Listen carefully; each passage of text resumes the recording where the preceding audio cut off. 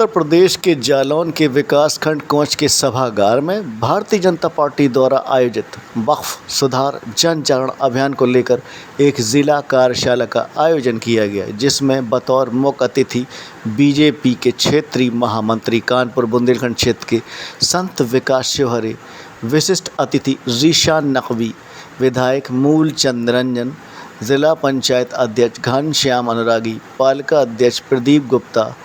दिलीप दुबे, जिला अध्यक्ष उर्विजा दीक्षित, नगर अध्यक्ष अंजू अग्रवाल सहित तमाम पार्टी के नेता मंचासीन रहे।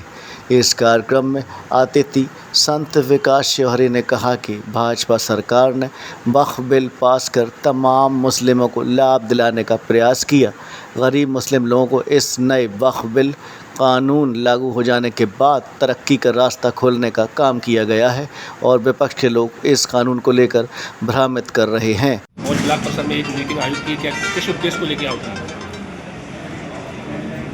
अभी जो वक्फ कानून संसद में आया है और राष्ट्रपति द्वारा अधिसूचित होकर के क्रियान्वयन की ओर गया है,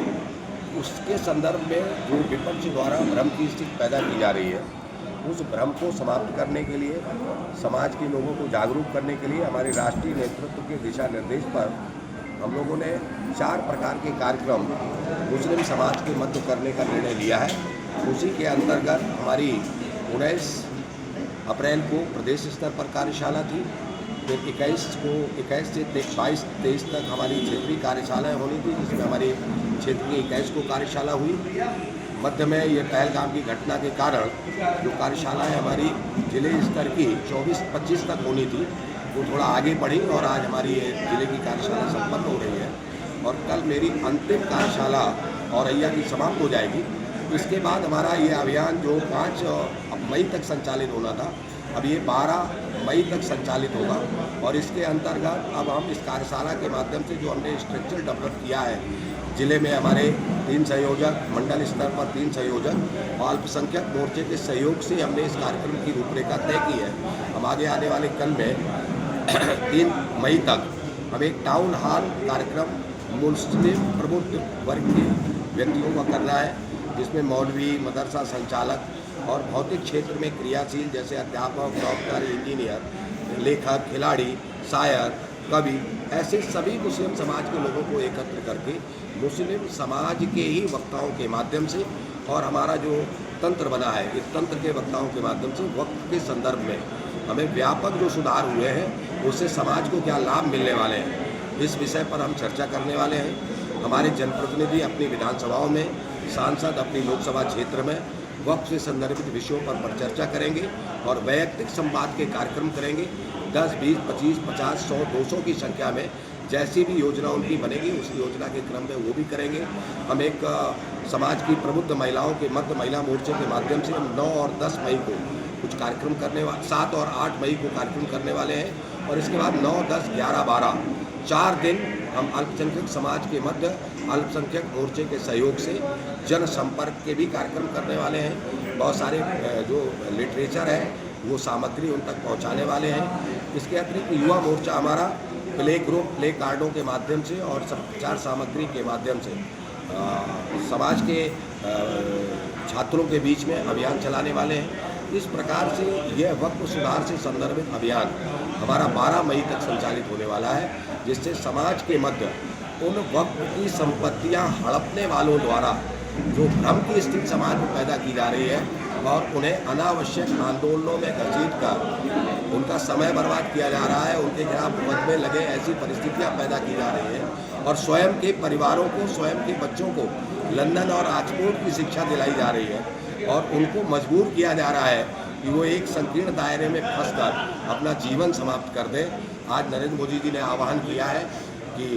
इस्लाम के मानने वाले लोग भी आगे आएँ और जिस प्रकार हिंदू समाज में हमने सुधार किए हैं समाज के लोगों ने और हमने अपनी कुरीतियों को समाप्त किया है, समाज के लोग भी अपनी कुरीतियों को समाप्त करें और कुरीतियों को समाप्त करके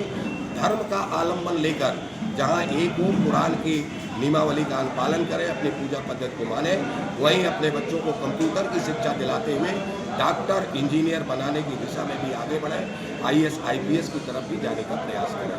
और विकसित भारत के का जो हमारा लक्ष्य है उसको पूरा करने में हमारे अल्पसंख्यक समाज के लोगों का भी योगदान हो। ऐसा ना हो कि कहीं इन संकीर्णताओं के कारण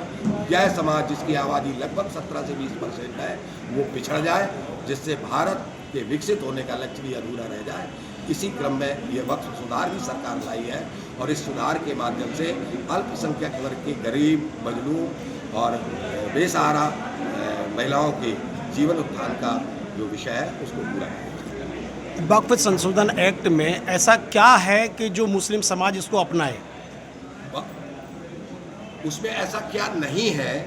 जिसके माध्यम से मुस्लिम समाज उसका विरोध करना है? ऐसी कोई व्यवस्था उसमें नहीं की गई है, ना ही कहीं पर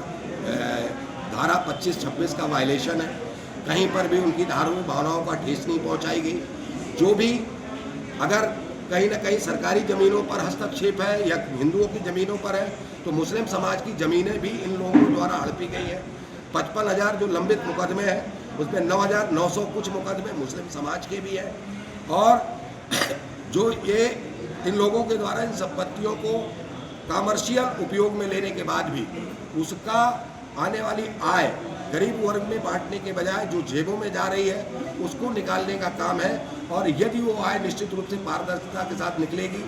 हमारी लेखा कमेटी द्वारा जब ऑडिट होगी पारदर्शिता के साथ वो आय का मूल्यांकन होगा। और आज जो वित्त शास्त्री अर्थशास्त्रियों द्वारा जो मूल्यांकन है कि इन संपत्तियों द्वारा 1 लाख करोड़ की प्रतिवर्ष आय हो सकती है और आज यह लोग 1,166 करोड़ मात्र आय दिखा रहे हैं। जब 1 लाख करोड़ की आय होगी तो निश्चित रूप से मुस्लिम समाज के मध्य वितरण का काम होगा। उससे जो धार्मिक परिक्षेत्र में जिस प्रकार के उन्नयन के कार्यक्रम होते हैं, यूनिवर्सिटियाँ खुलेंगी, अस्पताल खुलेंगे, शिक्षण संस्थान खुलेंगे, टेक्निकल इंस्टीट्यूट्स खुलेंगे, जैसे हिंदुओं के जो धार्मिक परिक्षेत्र है वो सेवा के कार्य संचालित करते हैं, इसी प्रकार के सेवा के कार्य यह वक्फ भी संचालित करने का प्रयास करेगा। उससे समाज का उत्थान होगा।